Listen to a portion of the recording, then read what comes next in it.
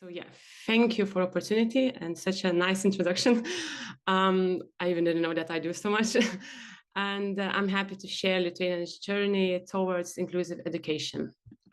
So I wanted to start with our vision of inclusion in Lithuania. So we see inclusion as creating the best opportunities for every child to grow and learn together. It's not only about access, it's about belonging, participation, and shared growth. So I'm starting, of course, from early childhood education, and this slide illustrates how inclusion is integrated in Lithuania in national early child education framework. Even at the preschool level, inclusion is not seen as additional measure. For us, it's a part of the core principle guiding education. You can see here principles such as family, school, partnership, learning, playfulness, in inclusion itself. Together, for us, this reflects a holistic understanding of child development. And for us, it shows that inclusion starts from very beginning of education and is viewed shared responsibility between families, teachers, and communities. And of course, one of important element for it of inclusion in Lithuania is ensuring that every child can access early childhood education. So municipalities work closely with national government to align early child education policies with parent leave regulations. In Lithuania, maternity leave usually it's still 2 or 3 years old. So for that, it means that needed to create more places for children under the age of 2. And since September 2025, so kind of recently, universal preschool education has become guaranteed for all children from age of 2. And this process was possible only with collaboration between education, social, and family policy. And in Lithuania, also inclusion is also reflected in renewed national curriculum, which takes comprehensive approach to learning. It is built about 5 key ideas, which you see on the slide. This means that inclusion is not treated as a separate topic or special measure. It's included across all curriculum, and schools and teachers are encouraged to adapt learning to each child's and real-life context, focusing on meaningful, competence-based learning. And this process also requires strong collaboration between curriculum developers, teachers, and local communities like municipalities, and even ministry to ensure that every child abilities are recognized and supported through learning.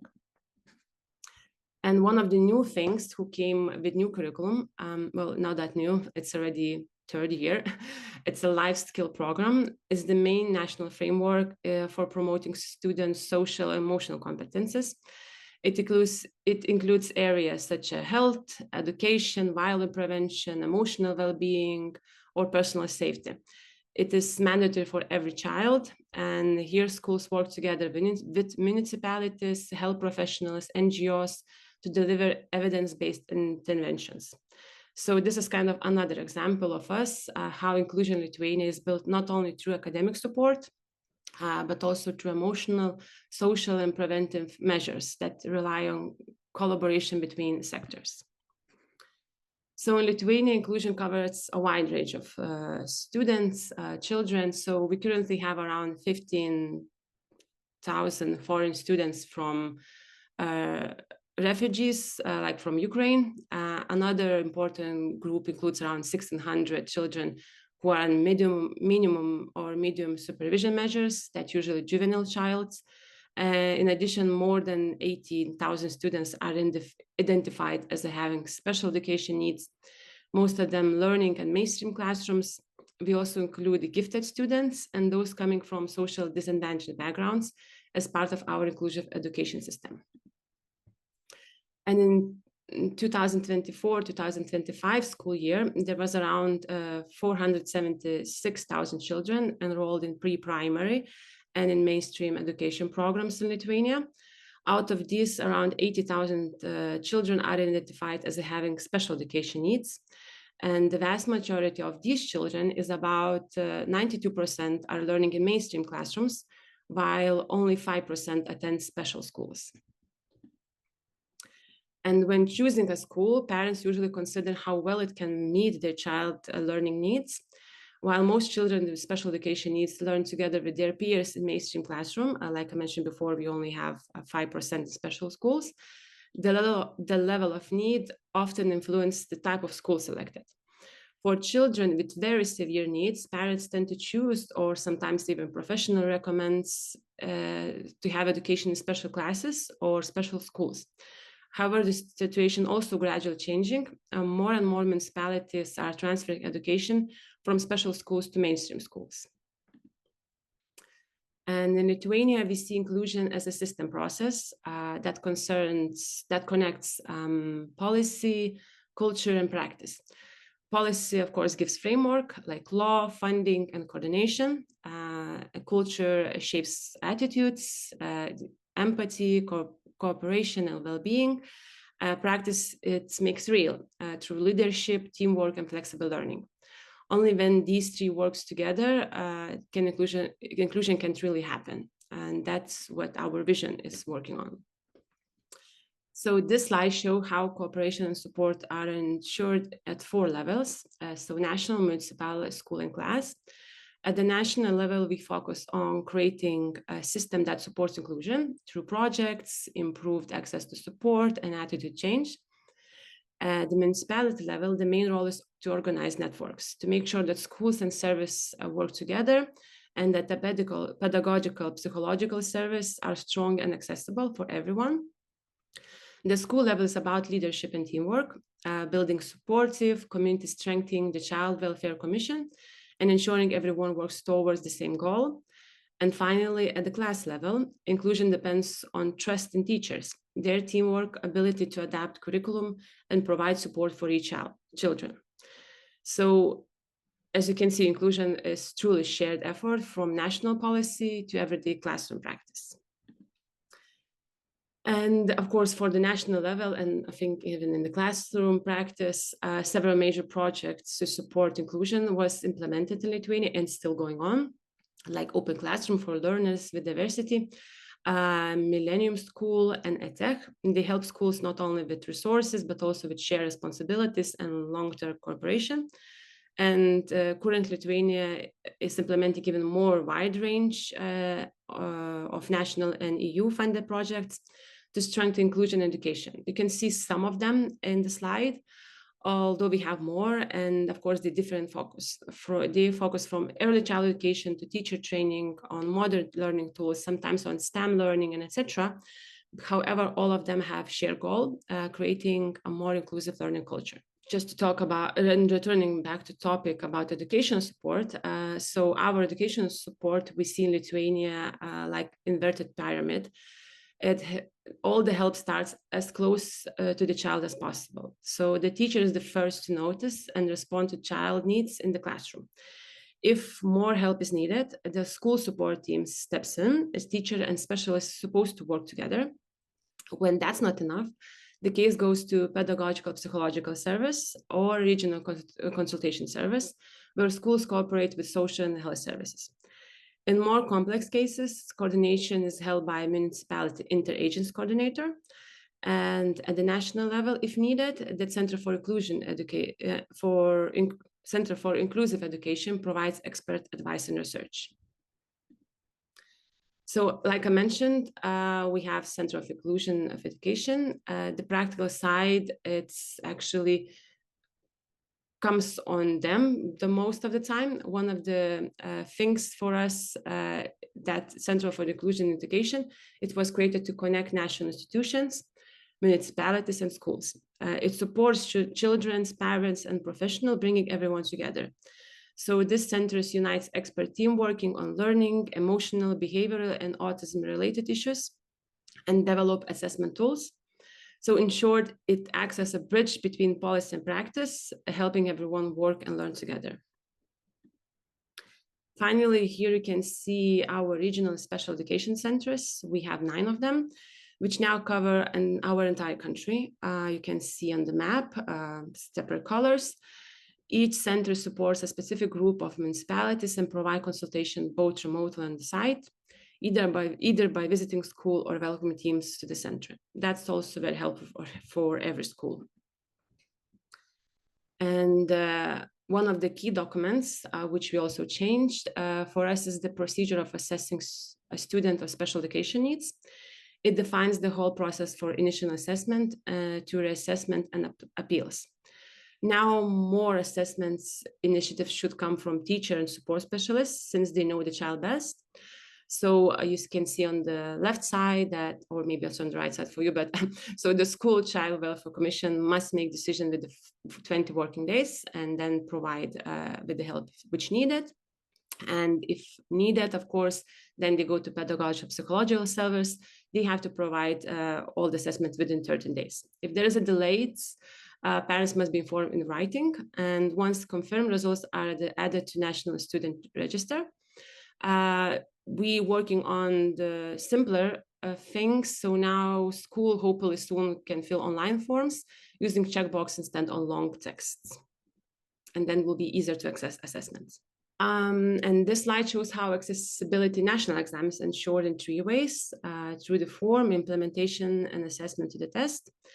The main idea is simple. Every student should have equal chance to show what they know without barriers unrelated to learning, from adjustment included large fonts, high contrast colors, braille or simplified language.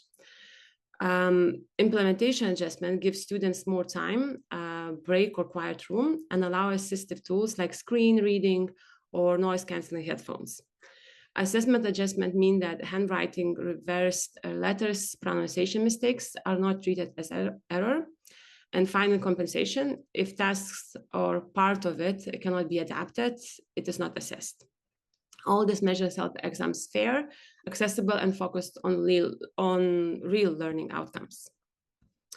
And I'm almost done, a couple more slides. And after presenting, of course, how education accessibility are organized, it's also important to look at the people who make that possible in practice. That's our education support specialist. We have every team in every school. It is what truly brings inclusion to life in schools. As we can see, the number of education support specialists in school has grown steadily over the past decade, from 3,400 positions in 2013 to more than 404,000 last year. Alongside the growth of educational support specialists, we also see a rapid increase in number of teaching assistants, both in mainstream and preschool education. As the chart shows, you can see their number have risen around 1,600 in schools, over 7,000 in 2024. And teaching assistant plays key role in making less more accessible, providing individual help, and fostering cooperation between teachers, children, and families. Their presence has become more particularly important in mainstream classrooms, where more and more children with diverse needs are learning together. Like I mentioned, that's our goal. And of course, none of these can happen and those changes, whether the growing number of specialists or teaching assistants would be possible without a consistent increase in funding. This slide shows how financing of educational support has grown more than threefold since 2019, from around 61 million euros to almost 190 million for 2025. These funds cover salaries for educational support specialists and teaching assistants. Altogether, these trends demonstrate real progress in Lithuania. And I want to finish the slide with this. So I chose to show a visual identity of Lithuania Inclusion Initiative. And Lithuania is reading "Įtrauktis skirtingi kartu," which means inclusion different together.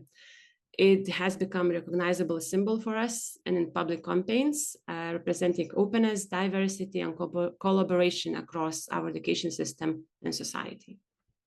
So I'm gonna. First of all, I would like to underline that we are in reform of inclusive education initiated in 2018 by then Minister João Costa, who should be now known of many of you because he's the current director of the agency. And this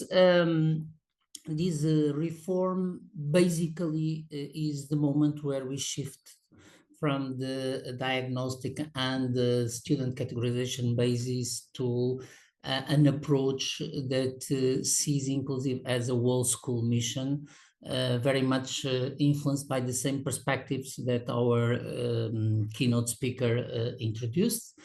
This project implied the creation in every school of what we call multidisciplinarity teams for inclusive education. In these teams, we have the representatives of the leadership of the school, together with representatives of discipline teachers, the special education, and the local and the experts like the psychologists.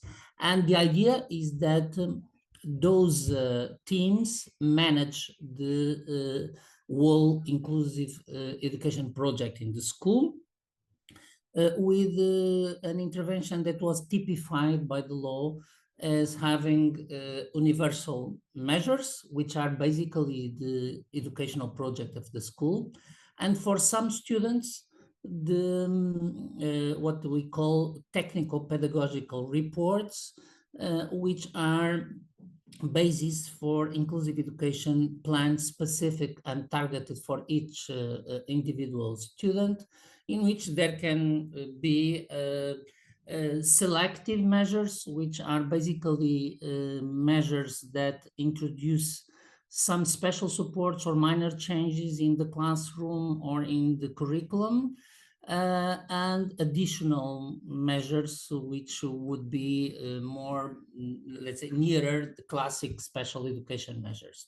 To have an idea of how this is working, today the law applies to preschool, basic and secondary school, and to these days the prevalence of these educational projects, individual projects, is somewhere between 6 and 10% according to the different levels, and the prevalence of additional measures is of around 20% of these. That is, they reach around 2% of students. The approach globally is indeed not anymore, let's say, the old school approach to special needs. Is the idea of enabling learning environments in which everybody feels comfortable and everybody is able to learn in its differences. I took this sentence from a study. Most of the data that I'm going to use now are from an ongoing study on this reform of inclusive education. And one of the school principals that we interviewed said to us that basically his major problem is that reality is much more complex than the law estimates. And I think this is seen, let's say, by most of the participants, that give to school leaders a strong role.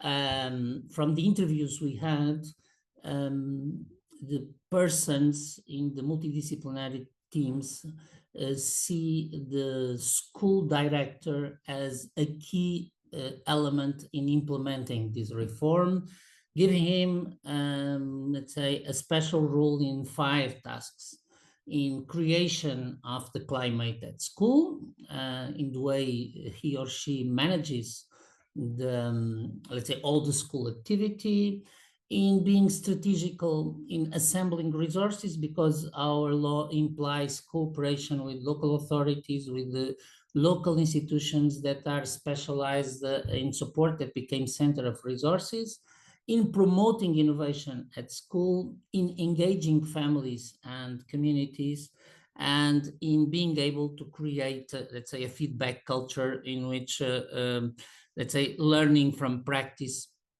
is, let's say, is part of the project implementation. This was looked for by the strategy, but at national level, it was defined a specific training campaign to support the implementation of the law. And in each of the 5 regions of the country, there are support teams created by Ministry of Education to support school principals in their mission.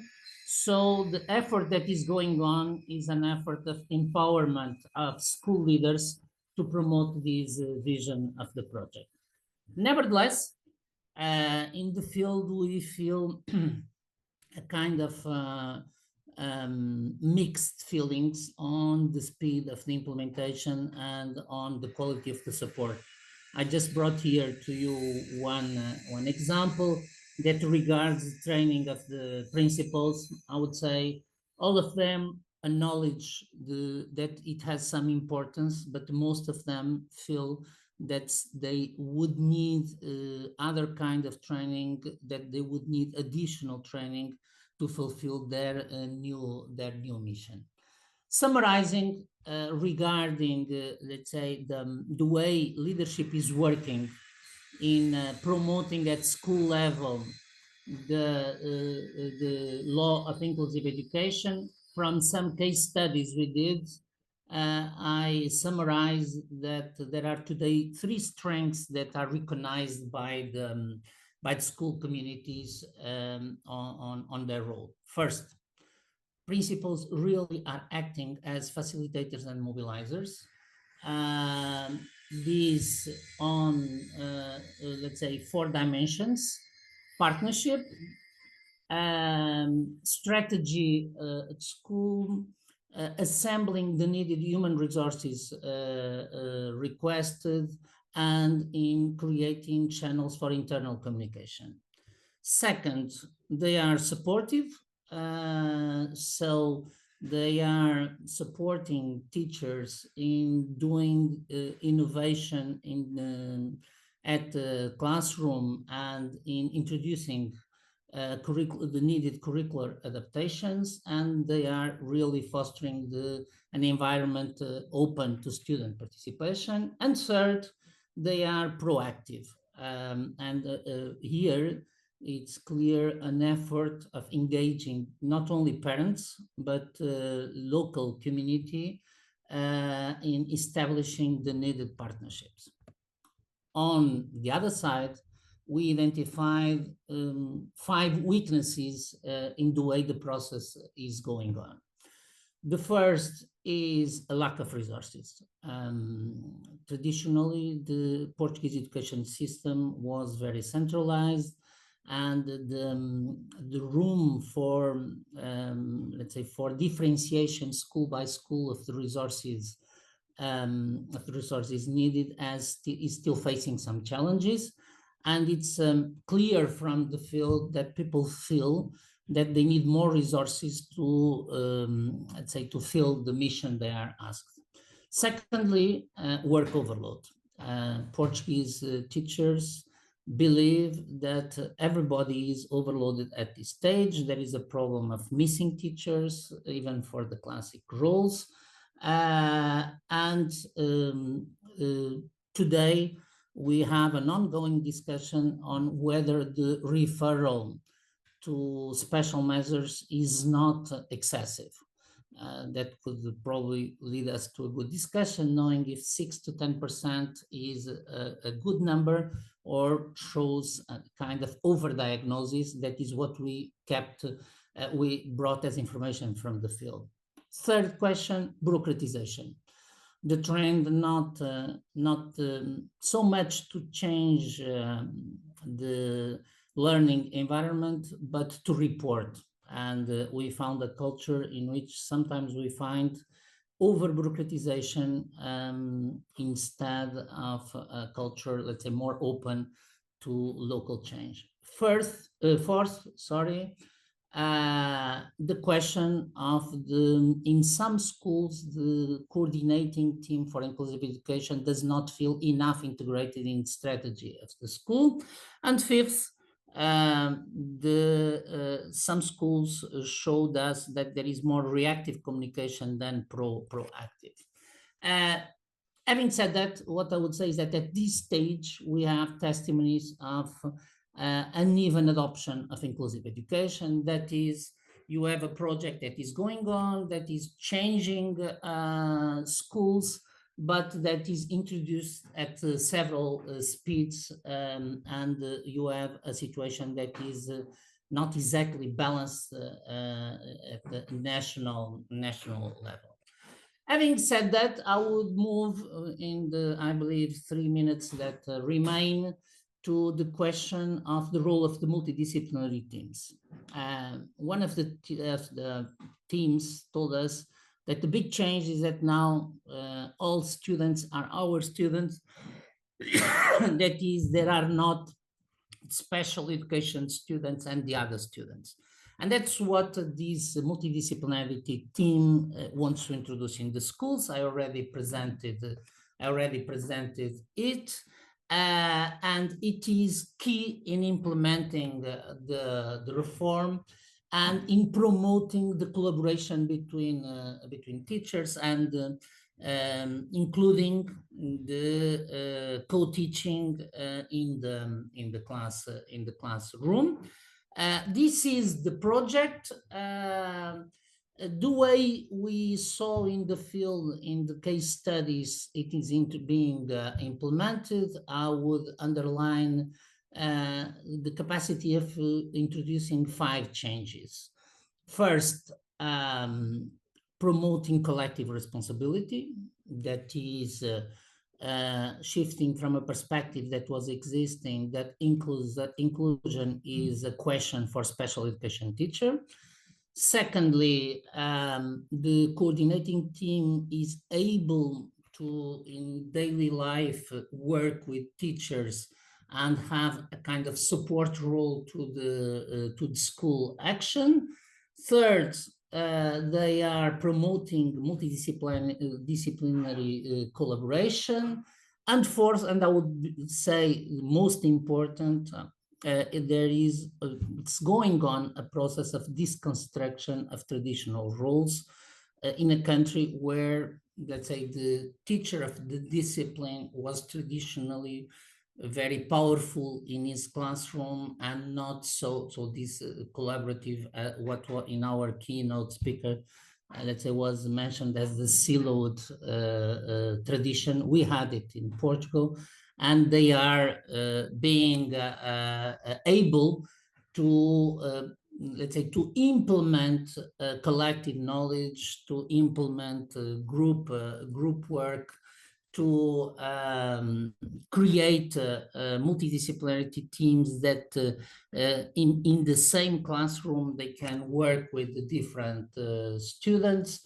I would simply select a sentence from one of the participants in our focus group that said, let's say, we are creating a culture in which now the classroom teacher is not dependent on special education teacher. There is no my students and your students, they're all ours. The special education teacher is a teacher to everyone, and this deconstructs deeply rooted roles and practices. This is what we are trying to do, and I would finish by mentioning, let's say, some challenges that are being faced in the implementation. First, knowing that the creation of these teams has been a major, let's say, breakthrough. The question of bureaucratization, the question of lack of recognition, the question of still not having enough training and practice sharing appear as challenges to the implementation of this collaborative work, and it is identified in the field resistance to this collaborative work that is kind of making the progress in the field going slower. And I would say, to finalize, that we have 4 main challenges in the implementation of this reform. First, support to professional development of teachers. Second, creating more consistency across classrooms that is still making the idea of inclusive education be more disseminated. Third, a specific challenge in introducing curricular flexibility, because national examination, namely in secondary education, still is not coherent with this project, and fourth, resource allocation.